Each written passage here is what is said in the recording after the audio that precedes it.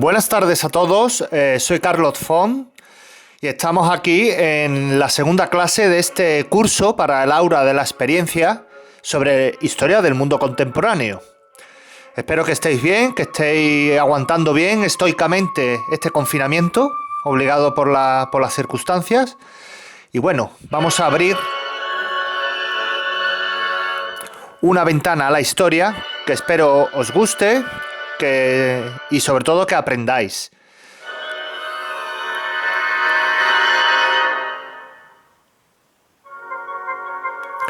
Como estáis viendo, el título que he puesto a este tema número 2 es nacionalismo y liberalismo, que son dos palabras, dos ismos, valga la redundancia, que van a impregnar totalmente esta etapa histórica que vamos a abordar.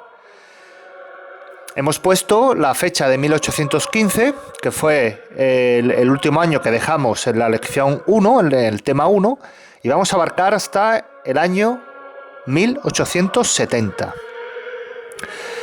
Estos años que vamos a abordar, pues son unos años plagados de guerras, de revoluciones, más revoluciones y revoluciones, que afectarán totalmente al continente europeo, a numerosos países, incluido el nuestro, y que van a dejar su marca en la historia. Y de hecho nosotros bebemos directamente de los acontecimientos que tuvieron lugar en este siglo. Vamos a ir avanzando. Y en primer lugar, quiero que tengáis en cuenta presente a qué se dedica, digamos, el contenido de este tema, qué es lo que vamos a encontrar. Lo he titulado La era de las revoluciones en Europa, que luego iremos estudiando las principales, en qué países se desarrolló y qué es lo que ocurrió en las mismas. En primer lugar, hay que tener en cuenta que esto es un poco de historia de las ideas, ¿no? Que todas estas revoluciones, el trasfondo de las mismas, es una lucha encarnizada entre el absolutismo y el liberalismo. De absolutismo ya pudimos ver algo la semana pasada, que es la época de los reyes absolutistas, ¿no? Aquellos que su poder venía de la mano de Dios, ¿no? Dios les había concedido el poder directamente a los reyes. Una sociedad estamental, dividida por estamentos, por privilegiados, todo eso quedó atrás, pero intenta sobreponerse a los cambios y el antiguo régimen sigue luchando por permanecer en Europa. Y la contra, digámoslo coloquialmente, es lo que representa el liberalismo, que es la gran ola ideológica que se acuña en el siglo XIX. El liberalismo, si yo os preguntara qué significa liberalismo, ¿qué me diríais? La misma palabra al principio lo deja bien claro: liberalismo, liberal, libertad. Digamos que la palabra suprema que entonan los liberales es la idea de libertad. Luego tiene otras concreciones más específicas, ¿no? Pero digamos que el liberalismo es todo lo contrario al absolutismo, ¿no? Es decir, una lucha por el valor del individuo, por la libertad individual, en todos los aspectos de la vida. En la libertad política, libertad económica y libertad social. Luego, el otro ismo predominante en este siglo va a ser el nacionalismo. Ese quizás sea más fácil, ¿no? El extraer su significado, ¿no? ¿Qué entendéis por nacionalismo? ¿Cómo me explicaríais o definiríais qué es el nacionalismo? Está más claro, ¿no? De hecho, España hoy basta ver un periódico para saber que el tema del nacionalismo sigue vigente entre nosotros, ¿no? Viene de nación, obviamente. Y es más que una ideología, es un sentimiento. Es decir, un sentimiento de pertenencia a una nación. ¿Y qué es lo que define a una nación? Pues obviamente un conjunto de personas, de individuos, que comparten la misma lengua, la misma cultura, la misma historia e incluso el mismo porvenir. Luego esto ya sería otro debate, ¿no? Pero habría que calificar qué se considera nación y qué no se considera nación. ¿Puede un Estado tener varias naciones? ¿Un Estado abarca solo una nación? ¿Cuántas naciones caben en un Estado? ¿Puede haber varios Estados y una nación? Como veis, el tema es complicado. Luego, también hay que tener en cuenta que son los inicios del movimiento obrero.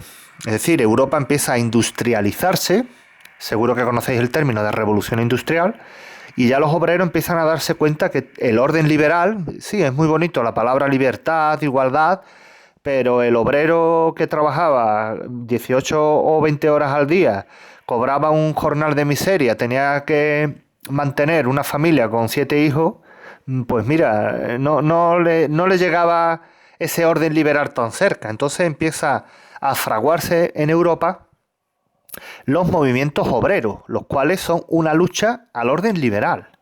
O sea, porque ven que sus intereses no están recogidos por este orden liberal burgués. Entonces empieza el inicio del movimiento obrero, que también daremos alguna pincelada. Luego en esta época, bueno, en el orden político, digamos, pues es importante porque somos testigos del nacimiento de dos nuevos estados-nación en Europa, que son países que todos conocemos de sobra, que es Italia y Alemania. Pues bien, en esta época, amigos, es cuando estos dos países se unifican como tal. A partir de ahora es cuando podemos hablar de Italia y Alemania como países unificados. Las revoluciones, como hemos dicho antes, va a ser una era de revoluciones, 1820, 1830, 1848. Pero no os asustéis porque las tres están íntimamente relacionadas. Pues bien, vamos a empezar por la primera, la revolución de 1820. Si tenéis buena vista, podéis ver ahí la ilustración de la época alusiva a la revolución de 1820, y podéis ver incluso que hay entre la algarabía de la gente, ¿no?, las exclamaciones, hay unas banderas donde se puede leer patria y constitución, las dos patas de la silla del liberalismo, patria, constitución. Y luego, pues bueno, se ve ahí la alegoría de la Iglesia, ¿no? Porque los liberales, digamos que son anticlericales, o sea, luchan contra la Iglesia y sus privilegios. Pues bien, vamos a comenzar con la Revolución de 1820, que por cierto, y ahora vamos a comprobar, nos tocó muy de cerca. ¿Tenéis memoria? ¿A que sí? ¿Os acordáis el último panel que vimos en la lección primera, que fue la Guerra de Independencia en España, el desgraciado Pepe Botellas, Napoleón, las Cortes de Cádiz, la Constitución de 1812? Ahí lo dejamos y ahí vamos a retomar el tema. ¿Cuál era la situación en España? Se proclamó la Constitución de 1812, coloquialmente llamada como la Pepa, porque se promulgó el 19 de marzo, y la Guerra de Napoleón siguió, la Guerra de Independencia, que sabemos el final. Las tropas españolas, con bastante arrojo, con valentía, con más inventiva que medios, ¿no?, y con apoyo de los británicos, logró expulsar a los franceses de España en 1814. Y nuestro querido amigo rey Fernando VII, os acordáis, ¿no?, el prenda que estaba hecho, ¿eh? Pues no habéis visto ni la mitad de las cosas que hizo este individuo, que de hecho tiene la fama de ser el peor rey que ha habido en la historia de España. Y mira que ha habido reyes, digamos, no muy honorables, pero Fernando VII se llevó la palma. Pues bien, el rey Fernando VII estaba cautivo en Francia, y cuando vio que los españoles habían ganado la guerra y habían expulsado a los franceses, dice: ahora vengo a España, ahora, cuando está todo tranquilo. Empieza el absolutismo del rey, puesto que Fernando VII no era muy amigo del liberalismo, de la Constitución, nada. Lo primero que hace, nada más traspasar la frontera española, es anular la Constitución y suprimirla. Aquí está el rey Fernando VII en todo su esplendor. Él no cree en el liberalismo, es decir, él no cree que tenga que haber una constitución política que recoja los derechos ciudadanos. Él no cree que deba haber separación de poderes. Él no cree que se deba de suprimir los privilegios. Él no cree en nada de eso. Él lo único que cree es en su persona. El absolutismo debe permanecer en España y, por tanto, cuando regresa, restaura el absolutismo como si nada hubiese ocurrido en España en esos años. Es decir, es un desprecio total y absoluto, valga la redundancia, a toda la obra de las Cortes de Cádiz. Es decir, todos los sacrificios que hizo el pueblo español para expulsar a los franceses, Fernando VII los despreció absolutamente. Él llegó a España como si estuviéramos en 1808 otra vez. Nada ha ocurrido y todo vuelve como estaba antes. Bueno, he intentado tomar alguna imagen más favorable de Fernando VII, pero como veis, he fracasado en mi empeño. Es imposible encontrar una buena estampa de este hombre. Era igual de desagradable por fuera como por dentro.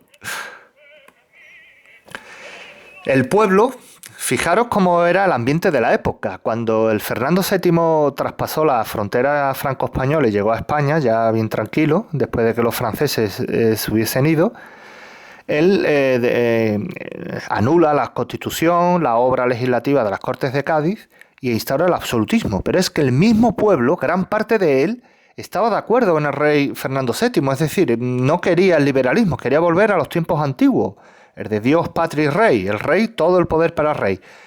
Y se cuenta que la gente le gritaba al rey, enfervorizada, ¡vivan las caenas! ¡Vivan las caenas! O sea, es como un canto a la opresión, o sea, como dándole la bienvenida al absolutista, al amo. Fijaros el retraso que tenía España en ese momento de abrazar, vamos, con los brazos abiertos el absolutismo del rey Fernando. Y ahora pues vamos a ver un pequeño corte de vídeo que he preparado sobre este hecho de un documental histórico de cuando la población recibió al rey Fernando VII. Estad atentos.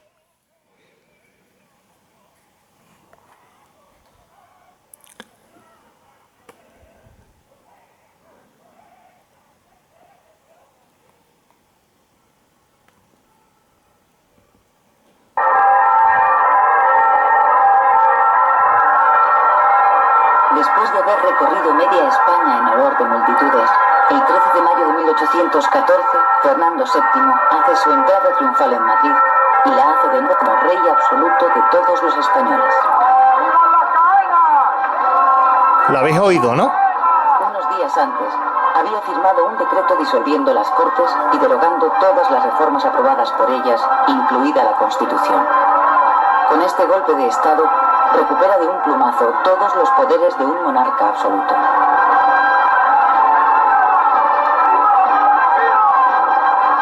Antes de tomar esa decisión y de enfrentarse a las Cortes y a la regencia que ostentaba el poder ejecutivo hasta que el monarca jurara la Constitución, Fernando VII estuvo midiendo sus fuerzas.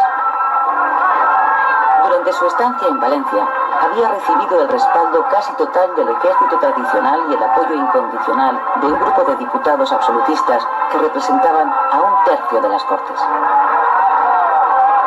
Sabía también que contaba con el apoyo de la Iglesia y con la simpatía del pueblo, que no había dejado de aclamarle desde su vuelta a España.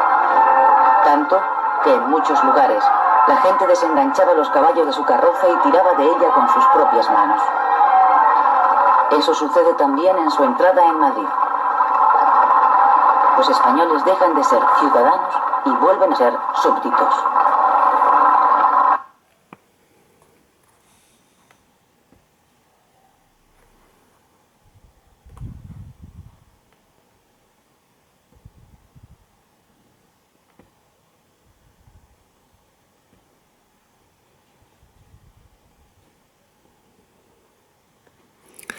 ¿Qué os ha parecido? Es demoledor, ¿eh? O sea, los españoles prefirieron ser súbditos a ciudadanos. Pero bueno, no todo el mundo pensaba así, porque fue en 1820, del cual ahora se cumplen 200 años exactamente, cuando tuvo lugar el levantamiento de Riego en un pueblo muy cercano al nuestro, en las Cabezas de San Juan. El levantamiento de Rafael de Riego, que como podéis ver en pantalla, ahí hay una recreación que se hace todos los meses, en el mes de marzo, en la población de las Cabezas de San Juan, que por cierto, qué buen pan. Y bueno, por circunstancias obvias, este año no lo van a poder celebrar la recreación, pero es muy interesante como en un pueblo tan cercano al nuestro, pues tuvo un hecho histórico capital, no solo para la historia de España, de nuestro país, sino también para la historia de Europa, puesto que fue la primera revolución liberal importante de Europa después de Napoleón, y se dio aquí, se originó aquí, concretamente en Andalucía y en las Cabezas de San Juan. Hay que tener en cuenta quién era Rafael de Riego y qué quería. Rafael de Riego se negaba a combatir el absolutismo, él era militar, él había combatido en la Guerra de Independencia y estuvo prisionero en Francia. Y cuando terminó la guerra, pues volvió a España. Y él no estaba muy contento con Fernando VII y el absolutismo. De hecho, se sintió traicionado, porque le reprochaba al rey, dice, mira, majestad, hemos luchado por ti, nos hemos dejado la vida luchando por restablecer tu trono, porque la invasión de Napoleón era muy injusta. Pero es que tú no has traído la prosperidad ni la libertad al pueblo, al contrario, has vuelto a restablecer el absolutismo. Entonces Rafael de Riego y otros militares se sintieron muy humillados, muy traicionados. Entonces decidieron hacer una sublevación, es decir, un levantamiento popular en las Cabezas de San Juan, que es donde estaba acuartelado Rafael de Riego y sus tropas.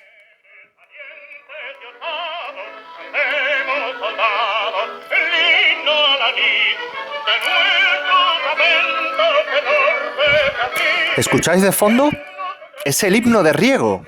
Es decir, el himno, que luego fue popularmente muy difundido en la Segunda República Española, viene de esta época. La letra se diseñó en homenaje al levantamiento de Rafael de Riego.